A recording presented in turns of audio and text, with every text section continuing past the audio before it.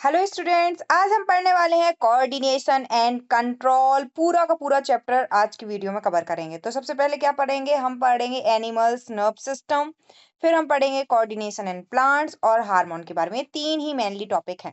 But coordination का मतलब क्या होता है? तो क्रिकेट खेला होगा, क्रिकेट में जो पूरी टीम काम कर रही होती है यानी कि वर्क टुगेदर को कोऑर्डिनेशन बोलते हैं। कंट्रोल क्या बोल रहे हो? तुम बैट खड़े हो और बैट लेके और रन बनाने के लिए, और तुमने मान लो कि 100 रन बना लिए, तो इन रनों को किसने कंट्रोल किया? तुमने। लेकिन ये तुम्हारी पूरी टीम जीतेगी, वो है कोऑर्डिनेशन।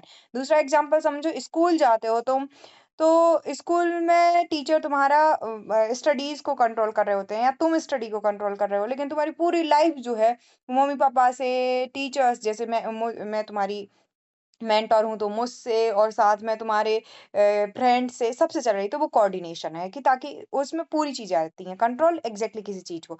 अब बात करते हैं सबसे पहले कि इसमें हमें पढ़ना क्या क्या है। तो देखो यहाँ पे गलती से ऐसा लिख गया है, इधर से ध्यान से सुनो। इधर पे ये जो इन्हों को एरो इधर नहीं लगाना चाहिए था, ठीक है, वो गलती से लग गया है। चैट जीटीपी वाले कुछ भी करके दे देते हैं। देखो मैंने तो इनको अच्छा खासा दिया था अपना पेज कि तुम ऐसा बना के देना। तो मैं इधर से बता देती हूँ कि हमें पढ़ना है कोऑर्डिनेशन एनिमल्स में, प्लांट्स में।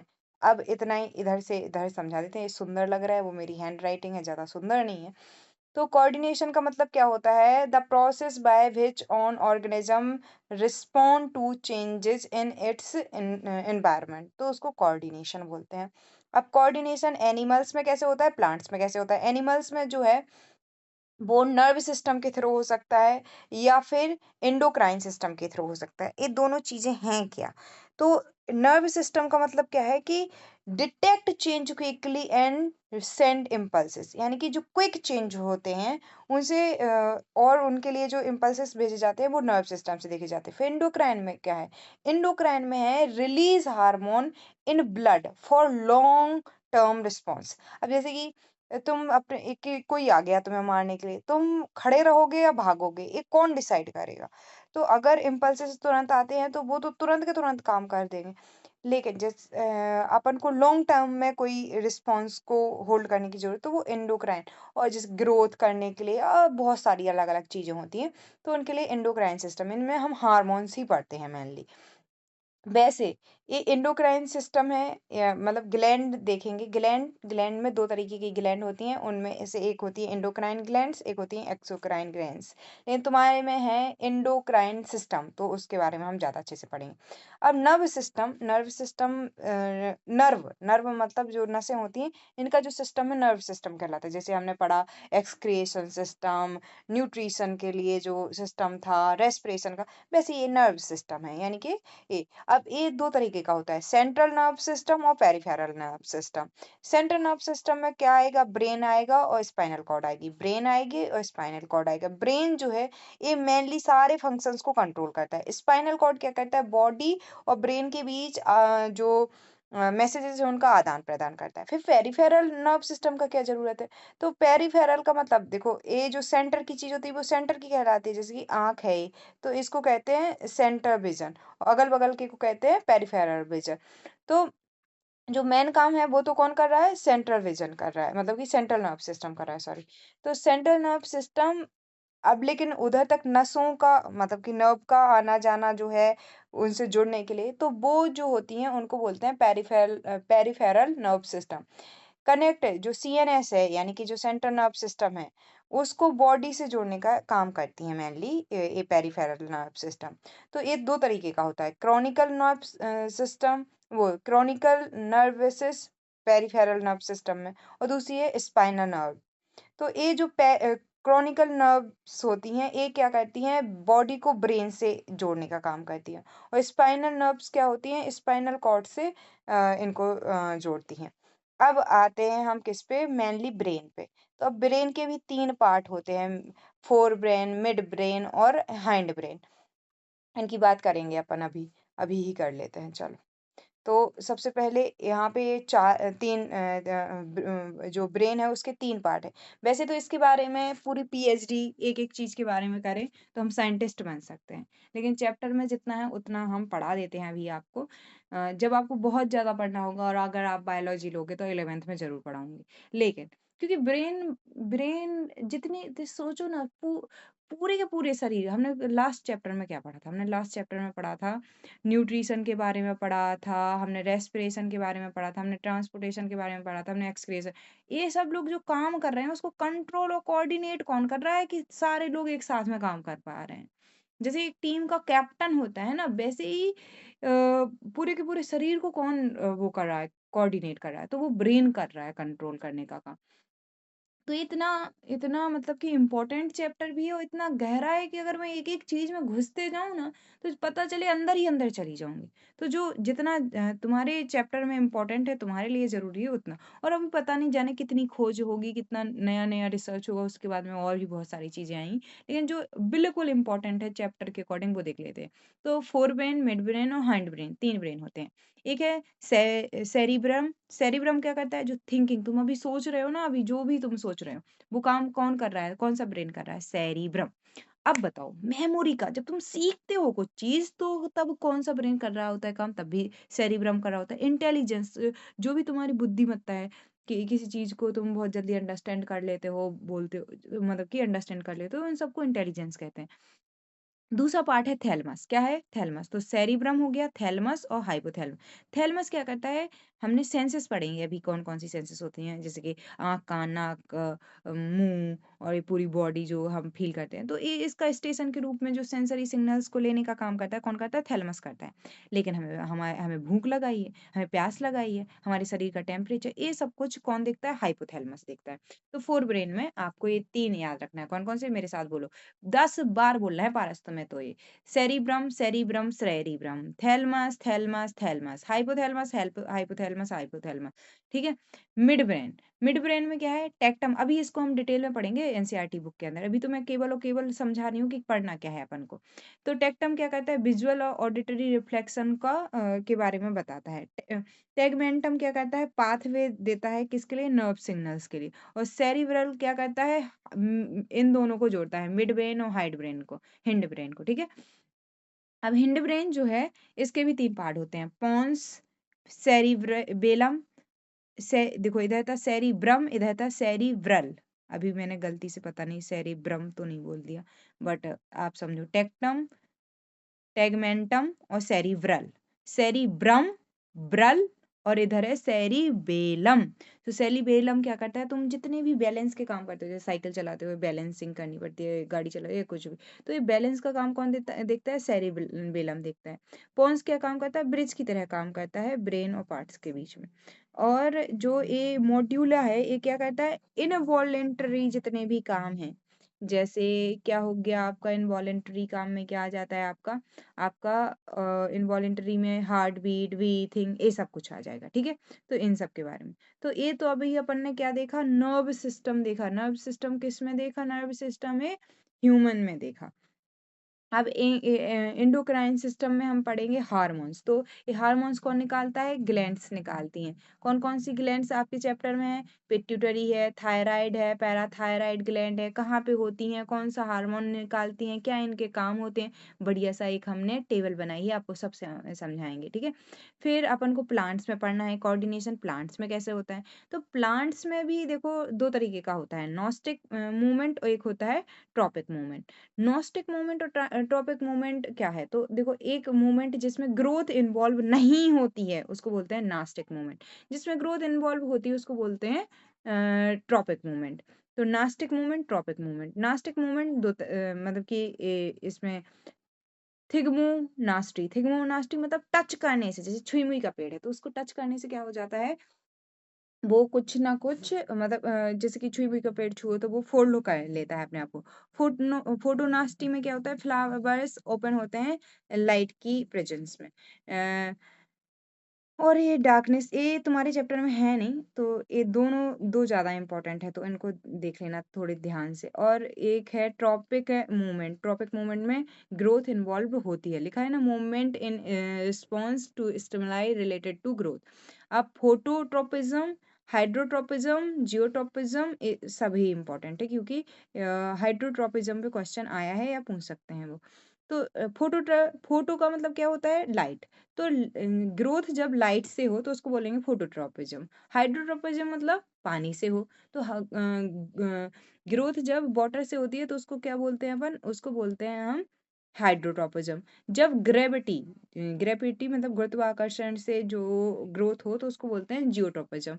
जब केमियोट्रॉपिज्म यानी कि ग्रोथ जब हो केमिकल से तो उसको बोलते हैं केमियोट्रॉपिज्म। और जब थिग्मोट्रॉपिज्म यानी कि जब किससे टच से ग्रोथ हो तो।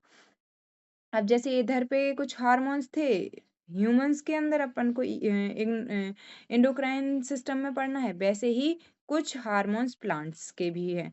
कौन कौन से हैं, ऑक्सिन है, गिबरेलिन है, साइटोकिनिन है, ऑक्सैलिक एसिड है। तो इनके बारे में अब देखो, ये तो था कि अपन को पढ़ना क्या क्या है बेसिकली, ताकि आपको पूरा समझ में आ जाए कि अपन को कैसे पढ़ना है। ठीक है, तो ये तो हमने ये बता दिया। अब चलते हैं कहाँ, आपकी एनसीईआरटी बुक की तरफ। तो फिर से समझो क्या क्या पढ़ना है हमें। सबसे पहले पढ़ना है हमें animal nerve system. Animal nerve system में हम क्या पढ़ेंगे, what happen in reflex action. Reflex action में क्या होता है, ह्यूमन ब्रेन के बारे में फिर हम पढ़ेंगे।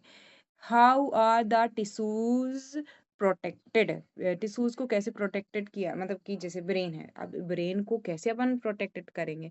और how does the nerves tissues cause action, तो इन ये कैसे एक्शन लेते हैं इसके बारे में पढ़ेंगे। कोऑर्डिनेशन इन प्लांट्स, प्लांट्स में कोऑर्डिनेशन बिल्कुल इमीडिएटली रिस्पॉन्स से कैसा होता है। And movement due to growth, growth से इससे अभी जो हमने देखा वो। और हार्मोन्स इन एनिमल्स और प्लांट्स दोनों में ही अपन देख लेंगे। तो सबसे पहले अपन को क्या पढ़ना है, animal nerve system. Animal nerve system में क्या पढ़ना है, सबसे पहले अपन को नर्व सिस्टम। नर्व सिस्टम में हम क्या पढ़ेंगे, सेंट्रल नर्व सिस्टम। और सेंट्रल नर्व सिस्टम के अंदर क्या आता है, स्पाइनल कॉर्ड आता है, ब्रेन आता है। तो पहले इस रिफ्लेक्स एक्शन क्या है, स्पाइनल कॉर्ड से रिलेटेड है, तो पहले ये पढ़ेंगे अपन, फिर ब्रेन पढ़ेंगे। लेकिन इन दोनों की जो यूनिट है जहाँ से काम स्टार्ट हो गया वो नेफ्रॉन होगा, तो उससे भी अपन स्टार्ट करेंगे। तो यहाँ पे आपको खुद से क्या करना है, एक पूरा का पूरा पैराग्राफ पढ़ना है। पैराग्राफ पढ़ने से आपको समझ आएगा कि यहाँ क्या कहा जा रहा है। यहाँ पे कहा जा रहा है कि देखो, एक तो मूवमेंट होती है जिससे ग्रोथ होती है। जैसे प्लांट जब इतना छोटा था फिर वो मतलब कि मूवमेंट हुई और वो बड़ा हो गया। लेकिन जैसे कि कभी कभी जो मूवमेंट होती है यानी गति होती है उससे कोई भी ग्रोथ नहीं होती है। तो उसकी साथ में एनिमल्स के बारे में बताया जा रहा है कि बिल्ली इधर से उधर जा रही है, इसमें भी तो कोई वो मूवमेंट तो नहीं कर रहा है, मतलब ग्रोथ तो नहीं कर रहा है, मूवमेंट तो हो रही है लेकिन ग्रोथ नहीं। तो यहाँ बेसिक्स बताया गया है कि क्या, क्यों नियंत्रण और यानी कि कंट्रोल एंड कोऑर्डिनेशन इंपॉर्टेंट है। अब एनिमल्स में नर्व सिस्टम सबसे पहले पढ़ना है अपन को, यानी एनिमल्स में कोऑर्डिनेशन पढ़ना है। तो इसके लिए वो कह रहे हैं कि आपने पहले ही पढ़ा है नर्व एंड मस्कुलर टिश्यूज के बारे में। तो यहाँ पे अब जो भी काम होता है ये न्यूरॉन से होता है। तो ये न्यूरॉन का स्ट्रक्चर बहुत अच्छे से समझना। ये होता है जो बीच में होता है, ये होता है न्यूक्लियर। ठीक है, क्या होता है, न्यूक्लियर। ये पूरी क्या होती है, सेल बॉडी होती है। ये जो अगल बगल में ये निकली हुई है इनको कहते हैं डेंड्राइट्स। और ये है एक्सॉन, क्या है, एक्सॉन। और ये है नर्व एंडिंग। अब देखो काम क्या होता है। तो ये जो न्यूक्लियर है ना, न्यूक्लियर नहीं, ये देखो सबसे बाहर ये दिख रही है ना डेंड्राइट्स, ये क्या करती हैं, जो भी रिसेप्टर से इंफॉर्मेशन आई उसको लेंगी। और वो इंफॉर्मेशन लेने के बाद में इलेक्ट्रिक पल्सेस में सेल बॉडी के थ्रू क्या करेंगी, ट्रेवल करेंगी। फिर इसके बाद में एक्सॉन इलेक्ट्रिक पल्सेस के रूप में मतलब कि ट्रेवल करेगा। फिर एक्सॉन क्या करेगा, तो पहला काम डेंड्राइट क्या करेगा, ए इंफॉर्मेशन जो भी है उसको रिसीव करेगा। फिर ये जो सेल बॉडी है ये उसको किस में, इलेक्ट्रिकल पल्सेस इम्पल्सेस में क्या कर देगी, इंफॉर्मेशन को रिसीव करेगी। किसके रूप में, इलेक्ट्रिकल इम्पल्सेस, बोलो इलेक्ट्रिकल इम्पल्सेस के रूप में कौन करेगी, सेल बॉडी। फिर ये जो एक्सॉन है ये क्या करेगा, जो नेक्स्ट ये फाइबर की मतलब कि एक तरह से फाइबर होता है जो कि एक्सॉन क्या काम करता है कि इस इलेक्ट्रिक पल्सेस को नेक्स्ट न्यूरॉन से जोड़ने का काम करता है। किस फॉर्म में, इलेक्ट्रिक पल्सेस के रूप में। ये जो एंड होती है यहाँ पे एक दूसरी जो है क्या, न्यूरॉन उससे कनेक्ट हो जाता है, और ये बीच का जो जगह होता है इसको सिनॉप्स बोलते हैं। तो डेंड्राइट ने क्या किया था, रिसीव की थी इंफॉर्मेशन, फिर सेल बॉडी में वो इलेक्ट्रिक पल्सेस के रूप में ट्रेवल की थी, फिर वो एक्सॉन से होते हुए मतलब नेक्स्ट न्यूरॉन के पास में गई थी। यहाँ पे ऐसा जगह जो होती है उसको सिनॉप्स बोलते हैं। यही सब कुछ यहाँ पे लिखा हुआ है, और एक और यहाँ पे डायग्राम है जिसमें बताया गया है, क्या बताया गया है कि देखो ए एक्सॉन हो गया, फिर ए जो है मतलब कि नर्व एंड हो रही है, इधर मसल फाइबर है, कैपिलरीज है, और न्यूरो मस्कुलर जंक्शन है जब यहाँ पे टच होती है। तो इस तरीके से इसको भी याद रखना, ये माइटोकॉन्ड्रिया है यहाँ पे। तो इतना ये जो इम्पोर्टेंट था न्यूरॉन की स्ट्रक्चर, ये समझ में आ गई होगी, समझ में आई। अब दूसरा समझना है रिफ्लेक्स एक्शन, लेकिन रिफ्लेक्स एक्शन से पहले इधर पे कुछ है वो समझ लेते हैं। तो जब भी हम कोई गर्म चीज छूते हैं, तो जब हम कोई गर्म चीज छूते हैं तो हम कुछ इंफॉर्मेशन रिसीव करते हैं, टच हॉट ऑब्जेक्ट, तो हम कुछ ना कुछ क्या कर लेते हैं, मतलब रिसीव करते हैं। तो रिसीव करने मतलब प्राप्त करना, जो रिसीव करता है उन्हें रिसेप्टर बोलते हैं। तो ये रिसेप्टर कितने तरीके के होते हैं, रिसेप्टर होते हैं 5 तरीके के। अगर हम सुन के कुछ कर रहे हैं, जिसके अगर हम देख के कर रहे हैं तो वो होगा फोटो, क्या होगा, फोटो रिसेप्टर। अगर हम सुन के कर रहे हैं, ईयर सोचो, तो अगर हम किसके द्वारा कर रहे हैं, अगर हम देख के कर रहे हैं तो वो क्या होगा, फोटो रिसेप्टर। अगर हम कान यानी ईयर, तो उसको फोन रिसेप्टर बोलेंगे, फोन रिसेप्टर। अगर हम सूंघ के कर रहे हैं तो उसको ऑल्फैक्टरी रिसेप्टर बोलेंगे। अगर उसको मतलब कि खाने द्वारा कर रहे हैं तो उसको एक रिसेप्टर बोलेंगे, और पूरी बॉडी द्वारा फील कर रहे हैं। यहाँ पे कुछ रिसेप्टर्स की बात की गई, तो रिसेप्टर वर्ड आपको समझ में आ गया होगा, ठीक है। स्टिमुलाई क्या होता है, इफेक्टर क्या होता है, तो जो भी रिस्पॉन्ड किया जाता है उसको इफेक्टर बोलते हैं, और रिस्पॉन्स जो मतलब कि इंफॉर्मेशन रिसीव करते हैं उनको रिसेप्टर बोलते हैं। जो रिस्पॉन्ड करते हैं, रिसीव करते हैं, इंफॉर्मेशन रिसीव करना, और रिस्पॉन्ड यानी कि प्रतिक्रिया करना, उनको इफेक्टर बोलते हैं। तो रिसीप्टर्स और इफेक्टर्स आपको समझ में आ गया होगा, है ना। अब यहाँ पे अपन बात कर रहे हैं reflection action, reflex action. Reflex word अपन अभी लाइट में भी पढ़ेंगे कि जब कोई चीज हो उसके तुरंत बाद में हो, तुमने ऐसा किया इसलिए मैंने ऐसा कर दिया। तो वैसे ही जैसे कि हॉट वाटर था तो मैंने हाथ दूर कर लिया, तो रिफ्लेक्ट कर दिया, तुरंत कर दिया, तो उसको रिफ्लेक्स एक्शन बोलते हैं। तो इधर डायग्राम से समझो कि कुछ भी यहाँ पे गर्म चीज थी, तो रिसेप्टर क्या है, रिसेप्टर, रिसेप्टर फिर से समझो, ध्यान से समझना हो इस बार, और अच्छे से समझना। रिसेप्टर क्या होता है, रिसेप्टर एक तरीके से रिसीव करने वाला होता है। तो ये रिसीव कर, अभी अपन ने न्यूरॉन पढ़े थे, तो मैंने न्यूरॉन में क्या क्या पढ़ाया था बताओ। न्यूरॉन क्या थे, इधर पे ऐसे ऐसे ऐसे ऐसे थे, इनको क्या बोलते थे, डेंड्राइट्स बोलते थे, इनको सेल बॉडी बोलते थे, इसको न्यूक्लियर बोलते थे, और फिर एक्सॉन थे, और एक्सॉन जो थे वो इधर नर्व एंड हो रही थी। तो ये जो न्यूरॉन्स हैं ये 3 तरीके के होते हैं। एक होते हैं सेंसरी न्यूरॉन, क्या होते हैं, सेंसरी न्यूरॉन। सेंसरी न्यूरॉन का मतलब है कि ये ट्रांसमिट करते हैं इम्पल्सेस को बॉडी से ब्रेन के लिए। कहाँ से जाते हैं, बॉडी टू ब्रेन जाते हैं। जैसे आप पारस, आपको ध्यान होगा अपन ने वो पढ़ा था, मतलब कि आर्टरी और वेन। तो वेन क्या करती थी, हार्ट से ब्लड की तरफ, हार्ट को लेके मतलब कि ब्लड को लेके आती थी, कौन, वेन। और आर्टरी जो अच्छा ऑक्सीजनेटेड ब्लड होता था उसको पूरे शरीर तक भेजती थी। वैसे ये सेंसरी, नाम से ही पता है, सेंसरी, सेंसरी क्या, सेंसेस कौन सी है, आई हो गया, ए, तो इधर से किसकी तरफ, ब्रेन की तरफ ले आती हैं। तो सेंसरी क्या है, ये बॉडी से ब्रेन की तरफ इलेक्ट्रिक इम्पल्सेस को ट्रांसमिट करती हैं। फिर दूसरी है मोटर ट्रांसफर, यानी कि ब्रेन से किसकी तरफ, बॉडी पार्ट्स की तरफ, तो वो कहते थे उसको मोटर न्यूरॉन। और एक है बीच में दोनों को कम्युनिकेट करने का टाइम मिले तो उसको बोलते हैं रिले, रिले न्यूरॉन। तो 3 तरह की न्यूरॉन है, ठीक है। तो अब इसी को समझना है। तो ये जो अपन ने रिसीव किया, रिसेप्टर ने हाथ ने फील करा, यानी कि कौन सा रिसेप्टर यूज हुआ, फील करने वाला रिसेप्टर यूज हुआ। फिर रिसेप्टर ने ही इसको जो ये किया, तो जो बॉडी के पार्ट से ब्रेन तक जाता है उसको कौन सा न्यूरॉन बोलते हैं? सेंसरी न्यूरॉन बोलते हैं। ठीक है। और फिर यहाँ पे जो स्पाइनल कॉर्ड है, स्पाइनल कॉर्ड ये जो मैसेज है ब्रेन को भेज देगी कि अच्छा 1 ग्राम है, नेक्स्ट टाइम से नहीं छूना है इसको, मैसेज बस भेज देगी। लेकिन एक काम जो है इतना सडन होगा कि देखो यहाँ पे कौन सी है, ये रिले, रिले न्यूरॉन है। और बॉडी ब्रेन से बॉडी की तरफ कौन लेके आता है इंफॉर्मेशन? Motor neuron. कौन लेके आता है? Motor neuron. तो और फिर ए क्या करेगा, इफेक्टर क्या करेगा, हाथ को हटा लेगा। यानी कि सोचने का टाइम नहीं मिला, तुरंत ऐसा हुआ तो ऐसा काम हो गया। ये डायग्राम बना लेना और जो अभी न्यूरॉन वाला बताया वो भी बना लेना। तो ये क्या हो गया, आपने रिसेप्टर से आपने रिसीव किया, सेंसरी न्यूरॉन से एक इलेक्ट्रिकल इम्पल्सेस कहाँ गए? स्पाइनल कॉर्ड में गए, एंड तुरंत ही वो अपन ने हाथ हटा लिया। रिले न्यूरॉन जो होता है ये दोनों के बीच में काम करता है, मोटर न्यूरॉन के द्वारा इफेक्टर काम करता है। इफेक्टर का मतलब क्या होता है? रिस्पॉन्ड करना।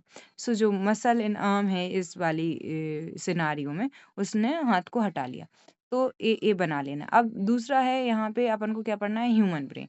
तो ह्यूमन ब्रेन के कितने पार्ट हैं? 3 पार्ट हैं, फोर ब्रेन, मिड ब्रेन और हिंड ब्रेन। फोर ब्रेन में कौन कौन सा है? 3 है। कौन कौन है? एक तो है सेरिबेलम, एक है थैलमस, एक है हाइपोथैलमस। ये काम क्या करता है? तो इसी के बारे में यहाँ पे तो ये खुद से पढ़ लेना। बाकी इधर पे ये जो है सबसे जो बाहर वाला, जैसे कि अभी तुम छुओ अपने सिर को, तो वो क्या कहलाएगा? ये वो क्रेनियम है, यानी स्कल है, ताकि हमारा जो ब्रेन है, जो कोऑर्डिनेशन का काम करता है ब्रेन, वो प्रोटेक्टेड रहे, वो सुरक्षित रहे। तो जो सबसे बड़ा ब्रेन, मतलब कि सबसे ज़्यादा बड़े हिस्से में है, वो है fore brain. Fore brain brain में है सेरिब्रम। सेरिब्रम क्या काम करता है? सेरिब्रम काम करता है कि इसका सोचने का, यानी थिंकिंग हो गया, मेमोरी हो गया, इंटेलिजेंस हो गया, उसका काम करता है। फिर जो थैलमस है और हाइपोथैलमस है, इसको देखना है। तो थैलेमस का काम है कि ये जितनी भी सेंसेस से सिग्नल्स को वो लेना होता है, उसको बोलते हैं हम थैलेमस। और हाइपोथैलेमस किसको बोलते हैं? जो भूख प्यास इनको देखता है। तो ये हो गया क्या आपका? फोर ब्रेन के 3 पार्ट। फिर मिड ब्रेन। मिड ब्रेन में क्या क्या है? मिड ब्रेन में 3 पार्ट हैं, लेकिन आपके चैप्टर में इसके बारे, लेकिन अपन को पता है कि एक काम क्या करता है? मिड ब्रेन को हाइड हाइड हिंड ब्रेन से जोड़ने का काम करता है। कौन? सेरिब्रल। सेरिब्रल जोड़ने का काम करता है, टेक्टम और वो आप उधर से देख लेना। बाकी हिंड ब्रेन में 3 पार्ट हैं और तीनों ही इंपॉर्टेंट है। एक है पॉन्स, एक है मॉड्यूला, एक है सेरिबेलम। पॉन्स का मतलब पॉन्स क्या काम करता है? जितने भी इनवॉलेंटरी काम है, जैसे कि ब्रीथिंग हो गया, हार्ट बीट हो गई, पॉन्स क्या काम करता है? ब्रिज की तरह काम करता है। पॉन्स किसकी तरह काम करता है? ब्रिज की तरह काम करता है। यानी कि एक तरीके से जो भी ऐसे काम है जो जोड़ने का काम, मतलब कि एक तरीके से बॉडी को ब्रेन से जोड़ने का काम वो करता है। मॉड्यूला क्या काम करता है? मॉड्यूला जो है ये इनवॉलेंटरी, मतलब जो मैंने ब्रीथिंग और पंपिंग बोला था वो मेड्यूला के लिए बोला था। और सेरिबेलम जो है ये काम करता है, जो साइक्लिंग वगैरह है वो। तो यही सब कुछ यहाँ पे लिखा हुआ है कि कौन से ब्रेन का क्या पार्ट काम था, लेकिन आप फिर भी एक बार खुद से पढ़िएगा। फिर जो एक कॉर्ड दिखाई दे रही है ना, इसको बोलते हैं स्पाइनल कॉर्ड। कौन सी कॉर्ड बोलते हैं? Spinal cord. तो आई होप कि आपको आ गया होगा, इसका डायग्राम भी आपको बना के लेके आना है और ये खुद से रीड कर लेना है। बाकी जितने ब्रेन्स हैं उनके काम जो मैंने बताए हैं उतने आपको काम करने हैं। वैसे मैं आपको एक बार थोड़ा सा पढ़ के भी बता दूं तो आपको समझ में आ जाएगा। अब हमने क्या किया, अभी देखो वॉलेंटरी, इनवॉलेंटरी आप वर्ड्स सुन रहे होंगे बार बार, और रिफ्लेक्स एक्शन, इन तीनों में डिफरेंस क्या है? तो यहाँ पे मैं बनाऊं, तो रिफ्लेक्स एक्शन में तो क्या हुआ? रिफ्लेक्स एक्शन में देखा कि सडनली काम हुआ, उसमें आपने कुछ नहीं किया, ठीक है। फिर एक आप वॉलेंटरी और इनवॉलेंटरी शब्द सुना। वॉलेंटरी का मतलब है आप सोच समझ के काम कर रहे हो, यानी कि यहाँ पे ब्रेन काम कर रहा है, तो कॉन्शियसली काम करे, सोच विचार के काम किया जाता है वॉलेंटरी में। इनवॉलेंटरी में बिना सोचे काम किया जाता है, जैसे कि आप तो सोच नहीं रहे हो लेकिन आपकी धड़कनें फिर भी चल रही हैं, ब्रीथिंग हो रही है, आपकी हार्ट बीट अभी भी काम कर रही है, इसमें आप बिना सोचे काम करते हो इनवॉलेंटरी में। तो रिस्पॉन्स एक्शन, रिफ्लेक्स एक्शन जो है ये सडन होते हैं, और जो ये वॉलेंटरी हैं ये सोच समझ के होते हैं, और इनवॉलेंटरी जो हैं वो बिना सोचे समझे होते हैं। तो अब इधर पे अगर मैं ऐसे बनाऊं कि वॉलेंटरी, इनवॉलेंटरी और रिफ्लेक्स एक्शन, तो वॉलेंटरी का मतलब क्या होगा, इसमें कॉन्शियसली हम सोच समझ के कर रहे हैं, इधर इनवॉलेंटरी में बिना सोचे समझे कर रहे हैं और ये सडन हो रहे हैं। फिर अगर मैं कहूँ कौन कंट्रोल किसको करता है, तो ये जो अ, क्या है, वॉलेंटरी, वॉलेंटरी को तो कौन कंट्रोल कर रहा है, वॉलेंटरी को कंट्रोल कर रहा है ब्रेन, ब्रेन का कौन सा पार्ट, सेरिब्रम। इनवॉलेंटरी को कौन कर रहा है, नर्व सिस्टम, अभी हम पढ़ेंगे नर्व सिस्टम के बारे में। तो ये हो गया, ठीक है। और इसको कौन कर रहा है, रिफ्लेक्स एक्शन को, स्पाइनल कॉर्ड, एग्जैक्टली, ठीक है। तो अब एग्जाम्पल समझो, अब एग्जाम्पल के लिए वो फिर से डिलीट हो गया, बार बार ध्यान रखना पड़ता है। चलो तो इतना हो गया, लेकिन अब इसको इधर पढ़ लेना। So is reflex action the only function of the spinal cord, obviously not, ऐसा तो नहीं है कि स्पाइनल कॉर्ड मतलब कि यही काम करे। तो ये खुद से पढ़ लेना, बहुत आसान है। बाकी ये तीनों ही काम बार बार उन्होंने बताए हैं, कौन से, मतलब हिंड ब्रेन, मिड ब्रेन और फोर ब्रेन में जो पार्ट्स हैं उनके काम बताए हैं। तो उनके काम अगर नहीं आएगा बनेगा तो मैं बता दूंगी, बाकी यही है कि इन तीनों ब्रेन के किस पार्ट का क्या काम है, ठीक है। और वैसे तो इसमें इतना पढ़ा सकती हूँ मैं, लेकिन उतने पढ़ाने से नहीं, इतने पढ़ाने से क्वेश्चन आंसर हो जाएंगे, बहुत है फिर इसके बारे में पढ़ने के लिए। फिर कहा जा रहा है how are these tissue protected, ये टिश्यू जो है इनको प्रोटेक्टेड कैसे कर। तो अपन ने ऊपर देखा था स्कल था, यानी कि एक तो स्कल यानी हड्डियों का ढांचा, खोपड़ी अपन जो इसको कहते हैं, वो प्रोटेक्ट करती है, जिसे हम बॉनी बॉक्स या कह सकते हैं, ठीक है। अब जो फ्लूइड फिल्ड रहता है, फ्लूइड फिल्ड बलून रहते हैं, उनमें क्या होती है, ये क्या काम करते हैं, फ्लूइड फिल्ड बलून की तरह जो मतलब कि होता है, ये आपको जितने भी शौक हैं उससे वो करता है प्रोटेक्ट। तो इस तरीके से आप देखेंगे कि ये सब कुछ आपको हेल्प कर रहा है।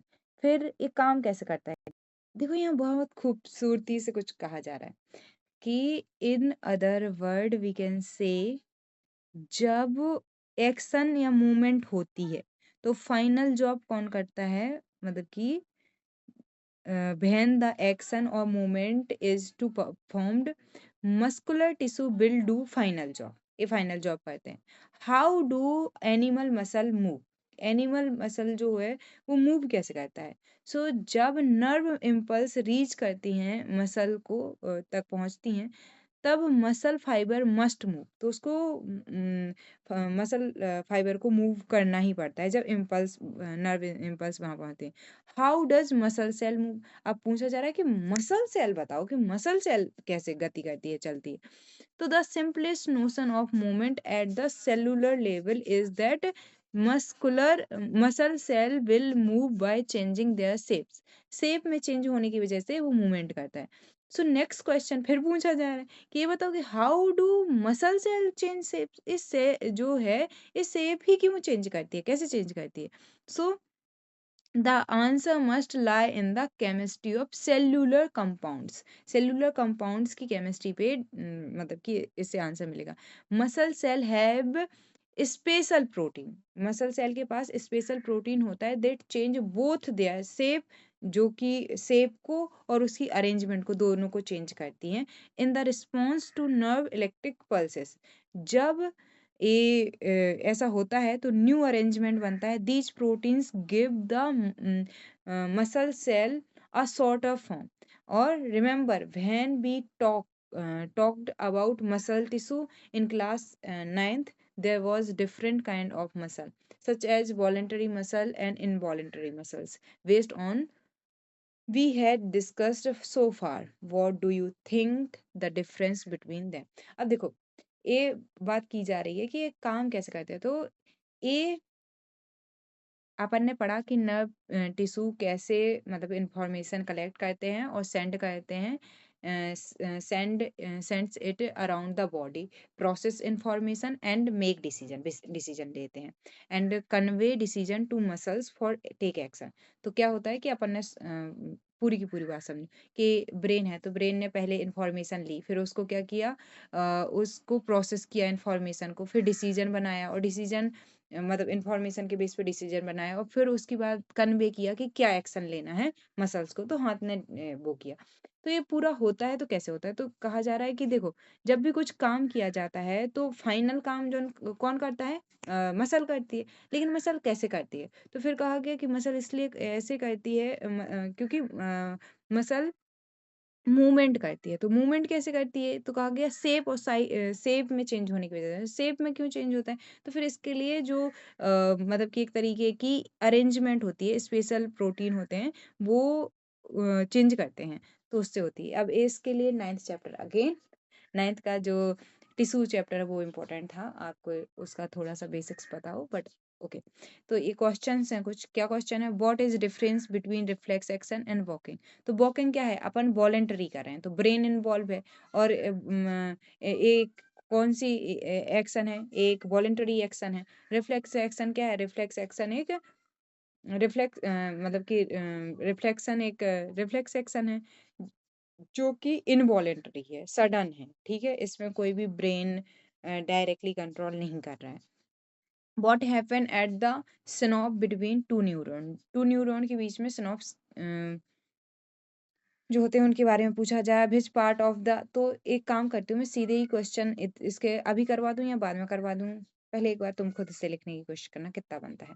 अब बात करते हैं कोऑर्डिनेशन इन प्लांट। प्लांट में कोऑर्डिनेशन की बात चल रही है, तो वही जो वहां पे था, अगर सडनली होता है, जैसे छुई मुई के पेड़ हैं, उनको छुओ और वो सिकुड़ जाते हैं, और जो दूसरी तरह से होते हैं जैसे लाइट वगैरह है, उनसे ग्रोथ के द्वारा, तो इसके बारे में बताया गया, इधर से पढ़ लेना। बाकी हार्मोन्स ही इम्पोर्टेंट रहेंगे। और ये हैं कुछ क्वेश्चन, जैसे कि यहाँ पे पूछा जा रहा है कौन कौन से प्लांट हार्मोन है, तो अपन ने पढ़ा था ऑक्सिन हो गया, वो 3-4 मैंने बताए थे आपको। How is the movement of leave?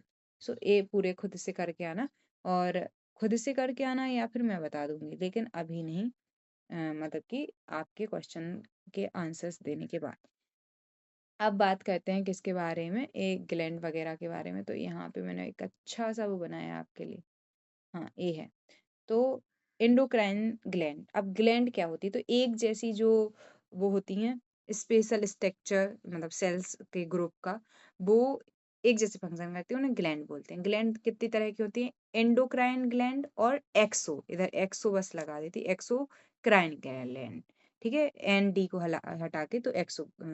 इनमें इनमें एंडोक्राइन में डक्ट नहीं होती है, और उनमें यानी कि एक्सोक्राइन में डक्ट होती है, एंडोक्राइन में डक्ट नहीं होती है। इधर पे हमें क्या पढ़ना है?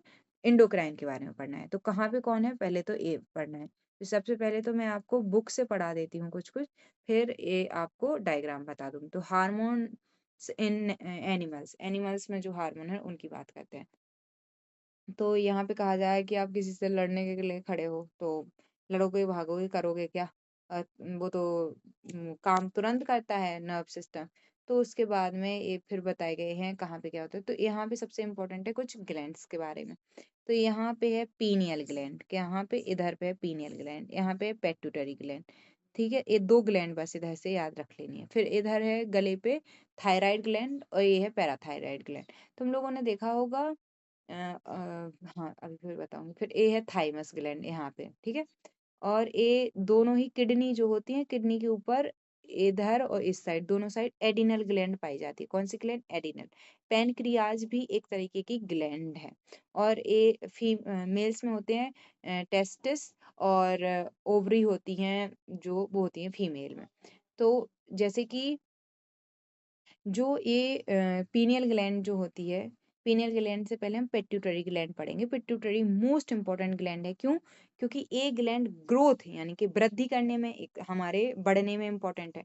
अगर ये पिट्यूटरी ग्लैंड अच्छे से हार्मोन्स रिलीज नहीं करेगी ना, तो हम बढ़ेंगे नहीं। तो जो देखे होंगे बौने लोग, तो बौने लोग इसी वजह से होते हैं, मतलब कि अगर मतलब कि इस ग्लैंड से जो हार्मोन्स निकलते हैं वो अच्छे से जो ना करें तो उससे डिसऑर्डर जो होता है वो ड्वार्फ को कहा जाता है बोना। तो पिट्यूटरी ग्लैंड काम क्या करती है? एक तो ग्रोथ में इंपॉर्टेंस है, और जितने भी अलग अलग ग्लैंड पड़ेंगे, थायराइड, पैराथायराइड, एडिनल ग्लैंड, इन सबको एक्टिव करने का काम ही करती है। तो जैसे एक कौन से हार्मोन निकालती है? ये हार्मोन निकालती है, क्या कहते हैं, थायरॉक्सन स्टिम्यूल। स्टिम्यूल का मतलब होता है इसको पुश करके इससे मतलब कि ताकि एक एक्टिव हो सके काम करने के लिए। तो उसके लिए ठीक है। तो ये पिट्यूटरी ग्लैंड क्या कहलाती है? मास्टर ग्लैंड कहलाती है। दूसरी ग्लैंड्स को क्या करती है? दूसरी ग्लैंड को कंट्रोल करती है। पीनियल ग्लैंड का काम क्या होता है? पीनियल ग्लैंड जो है इसको मेनली जो जाना जाता है, इसको जाना जाता है। तो ये जो है ये मेलाटोनिन नाम का एक हार्मोन रिलीज करती है, जो कि हमारी स्लीप साइकिल, सोने जागने को कंट्रोल करता है। कौन? Pineal gland. फिर यहाँ थायराइड ग्लैंड है, ये थायरॉक्सिन हार्मोन रिलीज करती है। ये मेटाबॉलिज्म, जैसे हम खाना खाते हैं तो उसको पचाने का जो काम हेल्प करती है, उसमें थायराइड ग्लैंड काम करती है। पैराथायराइड ग्लैंड का क्या काम करती है? जो ब्लड में कैल्शियम होता है और फास्फोरेट होता है, उसको एक तरीके से रेगुलेट का काम कौन करती है? पैराथायराइड ग्लैंड करती है। फिर एडिनल ग्लैंड क्या काम करती है? तो फ्लाइट या फाइट मोड में से क्या अपन को देखना है, जैसे कोई अपन को कोई किसी ने क्वेश्चन पूछा या किसी ने कुछ पूछा, अपन को आंसर देना है नहीं देना है, फ्लाई और फाइट और फ्लाइट का एक तरीके से काम करती है। एंड ये जो पेनक्रियाज है, पेनक्रियाज जो ग्लैंड है, ये क्या कौन सा हार्मोन रिलीज करती है? इंसुलिन। जिसमें इंसुलिन की प्रॉब्लम होती है उन्हें डायबिटीज़ रोग हो जाता है। और जिनको ये थायराइड ग्लैंड में से अगर अच्छे से हार्मोन जो थायरॉक्सिन हार्मोन है नहीं निकलता है तो ग्वाटर हो जाता है, वो गले में वो वो गला नहीं तब बड़ा सा हो जाता है, उसको बोलते हैं वो। और ये क्या होती हैं? ये टेस्टिस और ओवरी।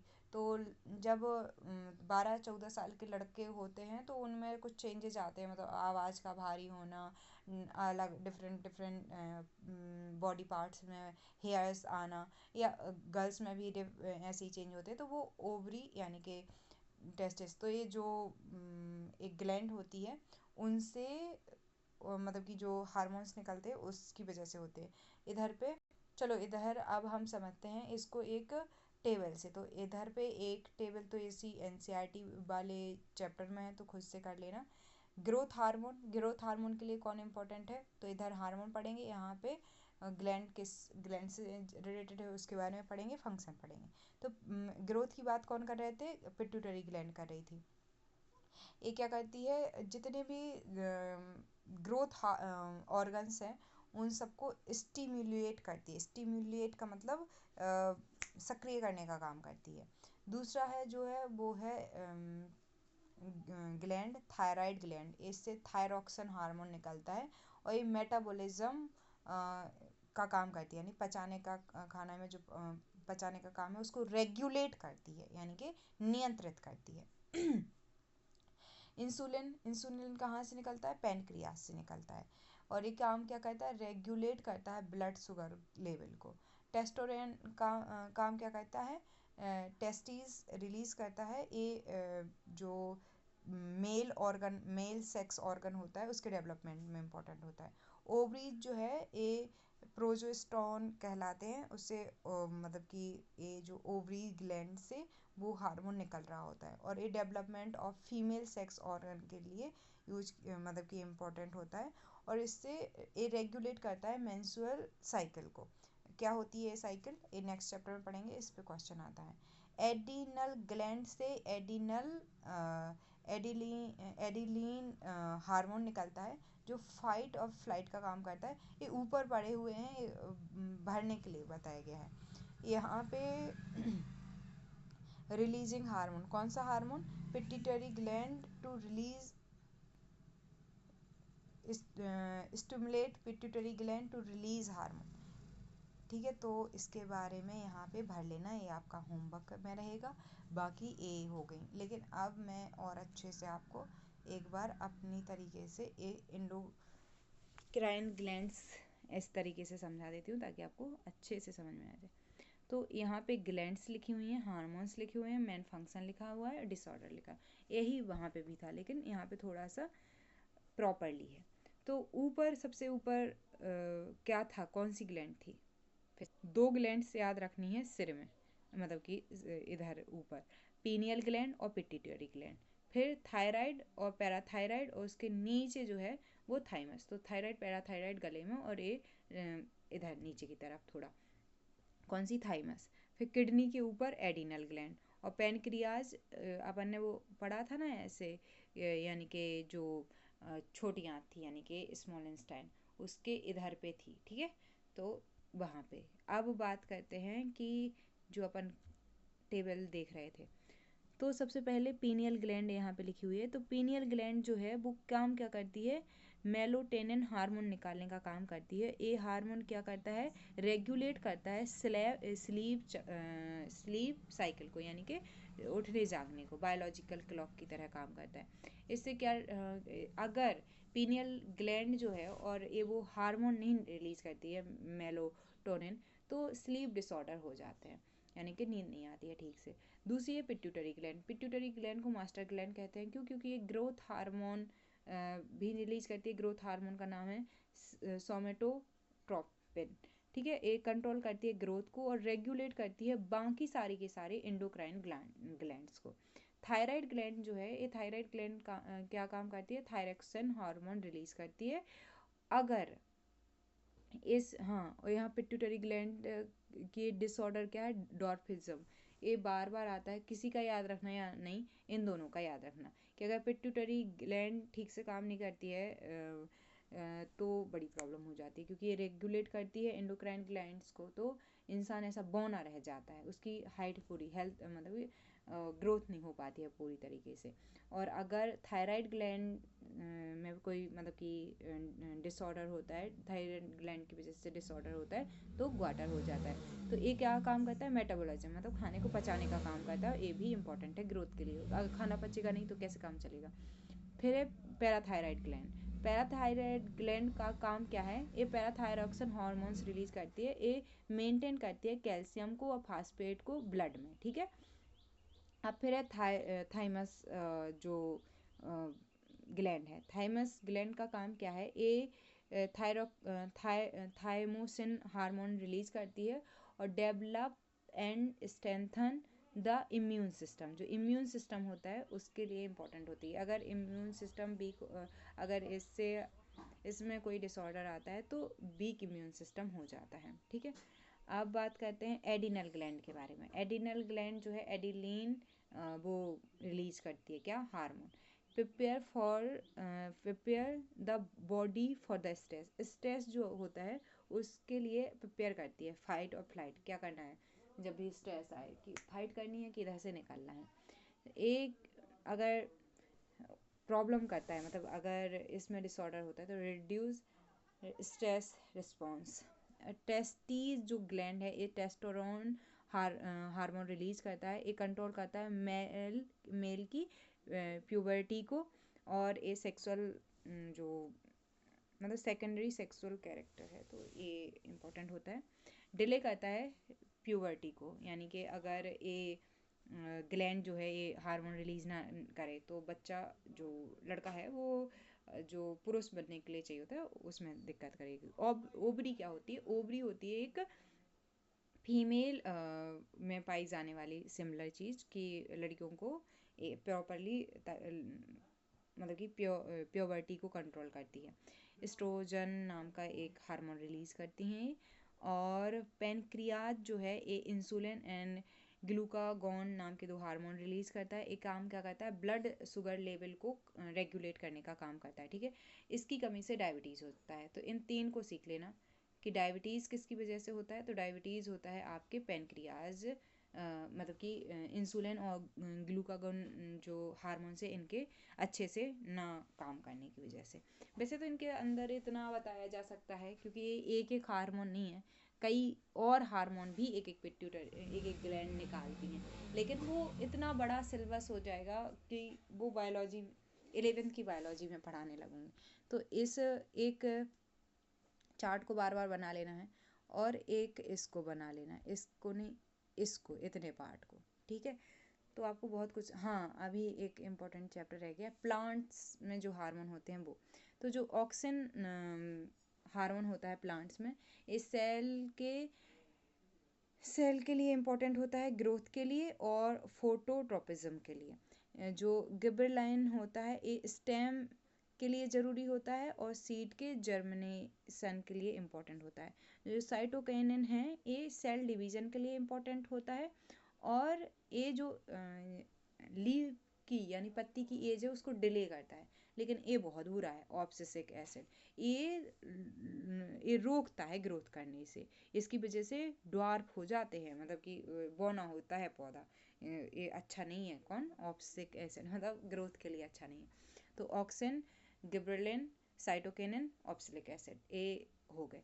तो एक टेबल को 2-3 बार बना लेना, और वो जो जो डायग्राम चैप्टर के अंदर थे उनको बना लेना, और बाकी ए जो है ये टेबल बना लेना, ठीक है। टेबल, 2 टेबल, एक फ्लो चार्ट हो गया, एक टेबल हो गई, 2 ए हो गए।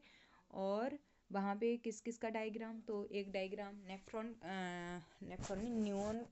न्यूरॉन का एक डायग्राम, एक वो रिफ्लेक्स एक्शन का, एक ब्रेन का, और फिर एक कौन सी ग्लैंड कहाँ पे पाई जाती है। तो ये 4 डायग्राम आपको बना के लाने हैं होमवर्क में, और एक्सरसाइज करके आनी है। एक्सरसाइज के जितने बनेंगे so very good, otherwise next video में मैं अलग वीडियो बना के एक्सरसाइज को कंप्लीट कर दूँगी, ठीक है। थैंक यू, मिलते हैं नेक्स्ट वीडियो में।